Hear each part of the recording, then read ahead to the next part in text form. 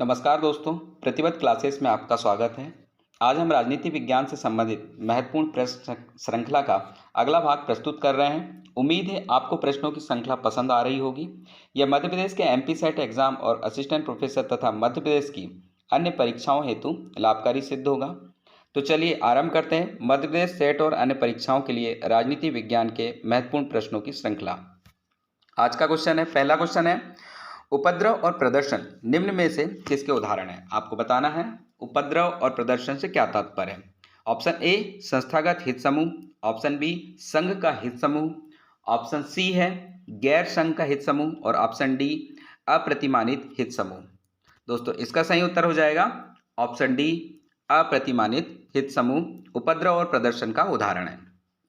अगला क्वेश्चन है, निम्नलिखित में से किसने वैधता को उस सदस्य के पक्ष में दोष सिद्ध करना कि सत्ता को स्वीकार करना और उसका पालन करना सही है और उचित है के रूप में परिभाषित किया है? तो आपको बताना है कि ये परिभाषा किसने दी है। Option A David Easton, option B Seymour Lipset, option C Mark Suchman और ऑप्शन डी कार्ल फेडरिक। दोस्तों इसका सही उत्तर होगा डेविड ईस्टन ने उस सदस्य के पक्ष में दोष सिद्ध करना कि सत्ता को स्वीकार करना और उसका पालन करना सही है और उचित है के बारे में बताया था। अगला क्वेश्चन है, निम्नलिखित में से किसने निर्भरता को उपनिवेशी निर्भरता, वित्तीय औद्योगिक निर्भरता और औद्योगिक निर्भरता के रूप में वर्गीकृत किया है? आपको विद्वानों के नाम दिए हैं। Option A Andre Gunder Frank, option B Dos Santos, option C Maurice Wallerstein और ऑप्शन डी समीर अमीन। दोस्तों इसका सही उत्तर हो जाएगा option B Dos Santos. Dough Santos ने निर्भरता को उपनिवेशी निर्भरता, वित्तीय औद्योगिक निर्भरता और प्रौद्योगिक औद्योगिक निर्भरता के रूप में वर्गीकृत किया था। अगला क्वेश्चन है, निम्नलिखित में से कौन सा तथ्य जयप्रकाश नारायण के दल विहीन लोकतंत्र का लक्षण नहीं है? तो आपको बताना है ऑप्शन ए राजनीतिक शक्ति का वितरण, ऑप्शन बी चयनित निकायों द्वारा प्रतिनिधियों की सतत निगरानी, ऑप्शन सी अधिकतम दुष्प्रचार और ऑप्शन डी सापेक्षिक रूप से कम खर्चीला चुनाव। जयप्रकाश नारायण के दल विहीन लोकतंत्र का लक्षण अधिकतम दुष्प्रचार नहीं है, अतः ऑप्शन सी सही होगा। अगला क्वेश्चन है, भारत में खिलाफत आंदोलन का आरंभ किस सुल्तान के साथ एकजुटता दिखाने के लिए हुआ था? इसका ऑप्शन दिया है, ऑप्शन ए सऊदी अरब, ऑप्शन बी तुर्की, ऑप्शन सी ईरान और ऑप्शन डी इराक। दोस्तों इसका सही उत्तर हो जाएगा ऑप्शन बी तुर्की। तुर्की के सुल्तान के साथ एकजुटता दिखाने के लिए भारत में खिलाफत आंदोलन प्रारंभ किया गया था। अगला क्वेश्चन है, निम्नलिखित में से कौन सी रिट अवर न्यायालय के लिए जारी की जाती है जिसने अपने अधिकार क्षेत्र का उपयोग करने से मना किया है? तो आपको रिट का नाम बताना है जो अवर न्यायाधिकरण के लिए जारी की जा रही है। ऑप्शन ए उत्प्रेषण, ऑप्शन बी निषेध, ऑप्शन सी अधिकार परीक्षा और ऑप्शन डी परमादेश। इसका सही उत्तर हो जाएगा ऑप्शन डी परमादेश। अगला क्वेश्चन है, 16वीं लोकसभा का अल्पकालीन अध्यक्ष कौन था? यहाँ अल्पकालीन अध्यक्ष से तात्पर्य है प्रोटेम स्पीकर। आपको बताना है option A Sumitra Mahajan, option B Meera Kumar, option C Kamal Nath और ऑप्शन डी एल के आडवाणी। दोस्तों इसका सही उत्तर हो जाएगा ऑप्शन सी कमलनाथ 16वीं लोकसभा के अल्पकालीन अध्यक्ष यानी कि प्रोटेम स्पीकर थे। अगला क्वेश्चन है, निम्नलिखित में से कौन कांग्रेस प्रणाली संकल्पना से संबद्ध है? ऑप्शन दिए हैं, option A Morris Jones, option B Paul R Brass, option C Rajni Kothari और ऑप्शन डी सुब्रतो के मित्रा। दोस्तों इसका सही उत्तर होगा ऑप्शन सी रजनी कोठारी। रजनी कोठारी कांग्रेस प्रणाली संकल्पना से संबद्ध है। अगला क्वेश्चन है, भारत में कॉलेजियम व्यवस्था सर्वप्रथम लागू की गई? आपको बताना है किस निकाय में कॉलेजियम व्यवस्था सर्वप्रथम लाई गई? ऑप्शन ए कार्यपालिका में, ऑप्शन बी विधायिका में, ऑप्शन सी न्यायपालिका में तथा ऑप्शन डी केंद्र राज्य संबंधों में। इसका सही उत्तर हो जाएगा ऑप्शन सी न्यायपालिका में कॉलेजियम व्यवस्था सर्वप्रथम लागू की गई। अगला क्वेश्चन है, भारत के संविधान के अनुसार निम्नलिखित में से कौन बोलने और अभिव्यक्ति की स्वतंत्रता को कम करने के लिए अर्ह नहीं है? ऑप्शन ए राज्य की सुरक्षा, ऑप्शन बी सार्वजनिक आदेश, शिष्टता और नैतिकता, ऑप्शन सी स्वायत्तता की मांग तथा ऑप्शन डी न्यायालय की अवमानना। दोस्तों इसका सही उत्तर हो जाएगा ऑप्शन सी स्वायत्तता की मांग। अगला क्वेश्चन है जो कि अभिकथन और तर्क से संबंधित है। आपको बताना है कि सही स्पष्टीकरण है या नहीं है। अभिकथन दिया है, भारत में दलीय व्यवस्था के रूपांतरण से सरकार के 2 स्तरों पर विशेष रूप से राज्य स्तर पर शक्ति का केंद्रीकरण हुआ है। इसका तर्क दिया है, क्षेत्रीय दल शक्तियों के विकेंद्रीकरण के प्रति कम इच्छुक हैं। आपको कूट दिए हैं। ऑप्शन ए में अभिकथन ए और तर्क आर दोनों सत्य हैं, आर ए का सही स्पष्टीकरण है। ऑप्शन बी ए और आर दोनों सत्य हैं परंतु आर ए का सही स्पष्टीकरण नहीं है। ऑप्शन सी में ए सत्य है परंतु आर असत्य है। ऑप्शन डी में ए असत्य है परंतु आर सत्य है।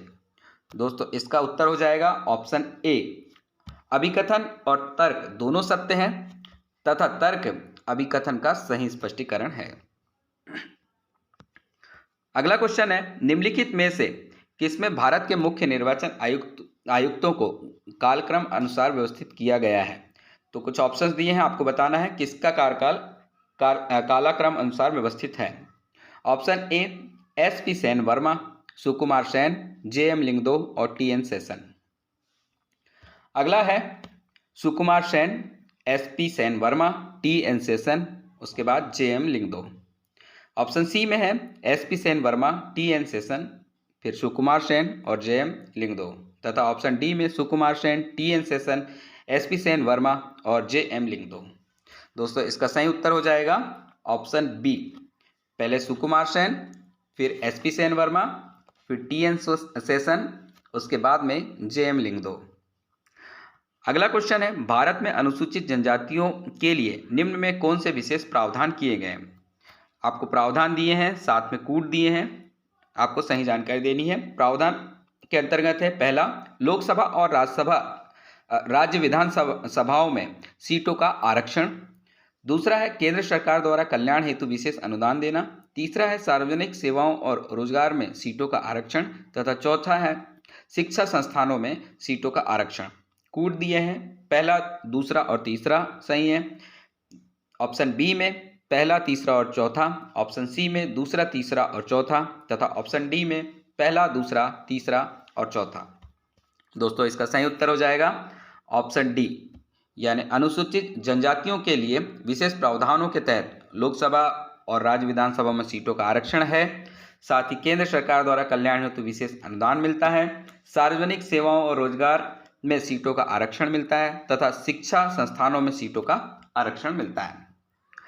अगला क्वेश्चन है, उस विधेयक को क्या कहते हैं जिसमें लोकसभा द्वारा स्वीकृत की जाने वाली मांगे तथा संचित निधि प्रभार शामिल होते हैं?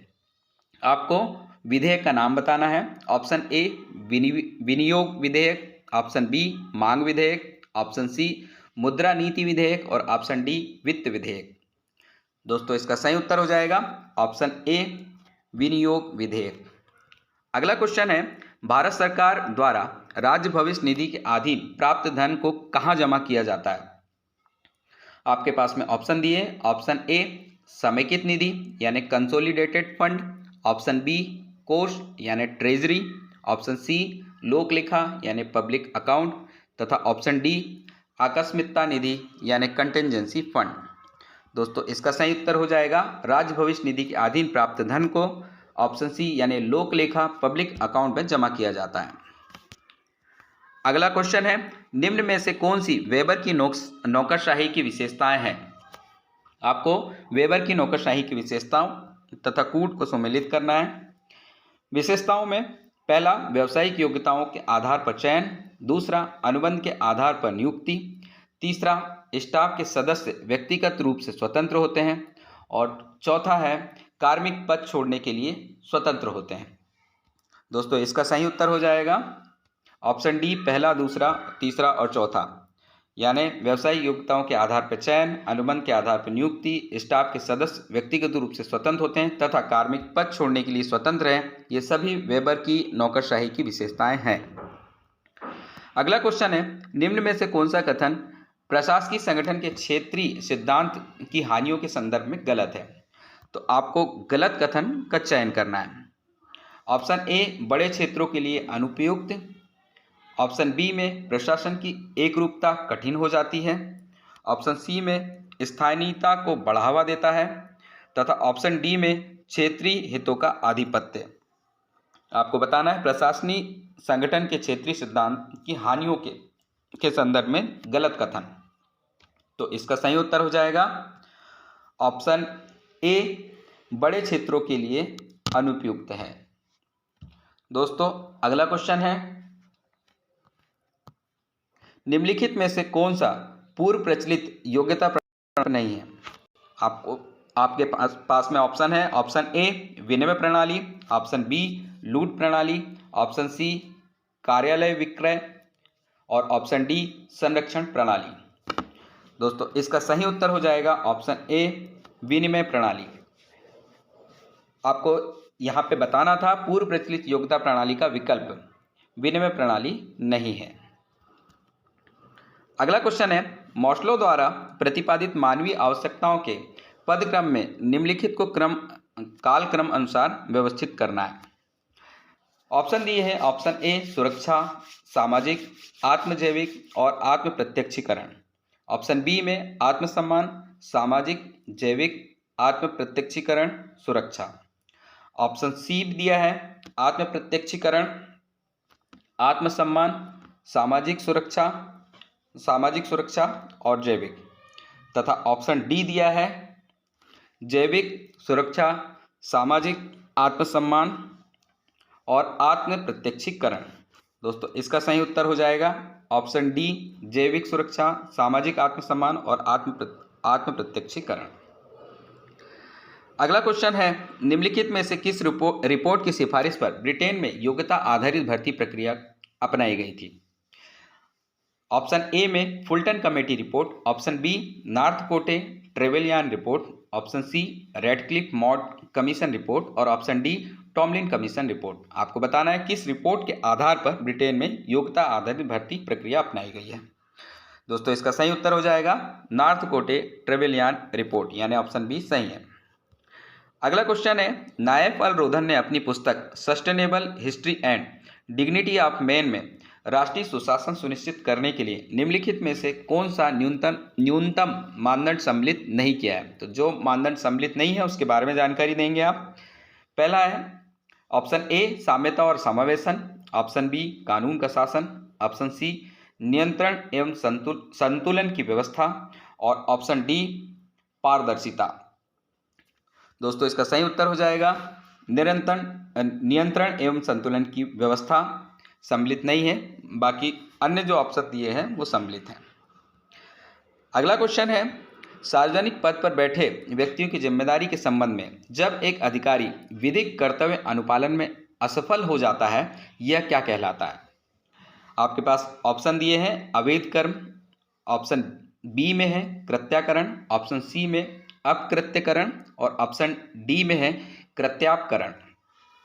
दोस्तों इसका सही उत्तर हो जाएगा कृत्याकरण, यानी जब एक अधिकारी विधिक कर्तव्य अनुपालन में असफल हो जाता है तो यह कृत्याकरण कहलाता है। अगला क्वेश्चन है, स्वीडन में ओम्बुड्समैन निम्नलिखित में से कौन से कार्य कर सकता है? ओम्बुड्समैन के कार्य तथा कोड दिए हैं, आपको बताना है कौन से कार्य कर सकता है। पहला है न्यायपालिका के विरुद्ध कार्य कर सकता है। दूसरा, व्यक्तिगत शिकायतों पर कार्रवाई कर सकता है। तीसरा, संसद सदस्यों के विरुद्ध कार्य कर सकता है। तथा चौथा, स्वतः संज्ञान लेते हुए कार्य कर सकता है। आपके पास में ऑप्शन दिए हैं। ऑप्शन ए दूसरा, तीसरा, चौथा। ऑप्शन बी पहला, दूसरा और चौथा। ऑप्शन सी पहला, दूसरा और तीसरा। ऑप्शन डी दूसरा और चौथा। दोस्तों इसका सही उत्तर होगा ऑप्शन बी पहला, दूसरा और चौथा, यानी स्वीडन में ओम्बुड्समैन न्यायपालिका के विरुद्ध कार्य कर सकता है, व्यक्तिगत शिकायतों पर भी कार्रवाई कर सकता है, तथा स्वतः संज्ञान लेते हुए कार्य कर सकता है, लेकिन संसद सदस्यों के विरुद्ध कार्य नहीं कर सकता है। अगला क्वेश्चन है, खेल सिद्धांत the theory of games and economic behaviour शीर्षक की प्रमुख कृति से गहन रूप में की गई है। इसके लेखक कौन हैं? Option A Martin Kaplan, option B John von Neumann and Oskar Morgenstern, option C Karl Deutsch, option D Michael Haas. दोस्तों इसका सही उत्तर हो जाएगा the theory of games and economic behaviour के लेखक हो गए John von Neumann and Oskar Morgenstern. अगला क्वेश्चन है, निम्नलिखित में से किसने कहा है कि राजनीति के संदर्भ में शक्ति का अर्थ है एक व्यक्ति का दूसरे व्यक्ति के मस्तिष्क और क्रियाओं पर शक्ति? आपके सामने ऑप्शन दिए हैं। Option A John Rosenberger, option B Hermann Heller, option C Hans Morgenthau और ऑप्शन डी बर्ट्रैंड रसल। आपको राजनीतिक संदर्भ में शक्ति का अर्थ बताना है। दोस्तों इसका सही उत्तर हो जाएगा ऑप्शन सी हांस मॉर्गेनथाउ। अगला क्वेश्चन है, निम्नलिखित में से किस कारक ने शीत युद्ध के पश्चात नव शिथिलता के विकास में योगदान दिया है? ऑप्शन दिए हैं। ऑप्शन ए गुटनिरपेक्ष आंदोलन द्वारा दबाव, ऑप्शन बी रीगन और गोर्बाचेव द्वारा INF ट्रीटी मध्यवर्ती परमाणु बल संधि पर हस्ताक्षर, ऑप्शन सी में मुक्त अफ्रीकी राष्ट्र के रूप में नामीबिया का उदय, तथा ऑप्शन डी दिया है फारस की खाड़ी में RDF यानी त्वरित परिनियोजित बल का परिनियोजन। आपको बताना है शीत युद्ध के पश्चात नव शिथिलता के विकास में योगदान। दोस्तों इसका सही उत्तर होगा ऑप्शन बी रीगन और गोर्बाचेव द्वारा INF ट्रीटी यानी मध्यवर्ती परमाणु बल संधि पर हस्ताक्षर करना। अगला क्वेश्चन है जो कि अभिकथन और तर्क से संबंधित है, आपको बताना है। अभिकथन है, उत्तर स्वतंत्रता काल में भारत ने विदेश नीति के अंतर्गत गुटनिरपेक्षता को चुना। इसका तर्क है, गुटनिरपेक्ष आंदोलन स्वतंत्रता, समानता और संप्रभुता के लिए अभिकथन था। तो अभिकथन ए और आर दोनों के विषय में जानकारी देना है। ऑप्शन ए और आर दोनों सत्य हैं, आर ए का सही स्पष्टीकरण है। ऑप्शन बी ए और आर दोनों सत्य हैं परंतु आर ए का सही स्पष्टीकरण नहीं है। ऑप्शन सी ए सत्य है परंतु आर असत्य है। ऑप्शन डी आर सत्य है परंतु ए असत्य है। दोस्तों इसका सही उत्तर होगा ऑप्शन ए, अभिकथन और तर्क दोनों सत्य हैं तथा तर्क अभिकथन की स्पष्टीकरण करता है। अगला क्वेश्चन है, नव अंतर्राष्ट्रीय आर्थिक व्यवस्था के लिए पहली बार मांग कब की गई थी?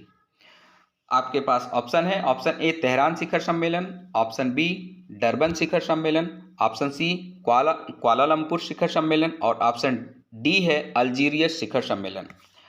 दोस्तों इसका सही उत्तर होगा ऑप्शन डी अल्जीरियस शिखर सम्मेलन। अल्जीरियस शिखर सम्मेलन के दौरान नव अंतर्राष्ट्रीय आर्थिक व्यवस्था के लिए सर्वप्रथम मांग उठाई गई थी। अगला क्वेश्चन है, निम्नलिखित में से किसने इसका प्रयोग किया था? तो आपको बताना है, संयुक्त राष्ट्र की आवश्यकता पर बल देने के लिए एकजुटता के नाम पर सहभागी का कार्य कर रहा है। कथन किसका है आपको जानकारी देना है। Option A Winston Churchill, option B Dag Hammarskjold, option C Trygve Lie और ऑप्शन डी वुडरो विल्सन। दोस्तों ये कथन डैग हैमरशोल्ड का है। अगला क्वेश्चन है, इनमें से कौन दुकानदारी कूटनीति का लक्षण नहीं है? तो आपको बताना है दुकानदारी कूटनीति का लक्षण कौन सा नहीं है। ऑप्शन ए, यह शांतिपूर्ण दृष्टिकोण पर आधारित है। ऑप्शन बी, यह समझौतों के माध्यम से शांति स्थापित करने हेतु कूटनीति का एक साधन है। ऑप्शन सी, यह संतुलन के अच्छे व्यवसाय के सिद्धांत पर आधारित है। तथा ऑप्शन डी, यह केवल युद्ध द्वारा राष्ट्रीय हित की रक्षा का प्रयास करता है। दोस्तों इसका सही उत्तर हो जाएगा ऑप्शन डी, यह केवल युद्ध द्वारा राष्ट्रीय हित की रक्षा का प्रयास करता है। यह दुकानदारी कूटनीति का लक्षण नहीं है। अगला क्वेश्चन है, सकारात्मक शांति का अभिप्राय। आपके पास ऑप्शन है। ऑप्शन ए युद्ध विराम, ऑप्शन बी आत्मघाती दस्तों के गठन को रोकना, ऑप्शन सी संबंधों का अंतरण तथा ऑप्शन डी युद्ध की सामाजिक संरचना। दोस्तों आप इसका सही उत्तर हो जाएगा ऑप्शन सी संबंधों का अंतरण सकारात्मक शांति का अभिप्राय है।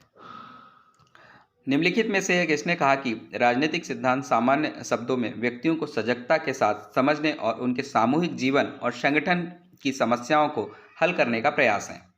Option A Ernest Barker, option B G.H. Sabine, option C Leo Strauss और ऑप्शन डी डेविड ईस्टन।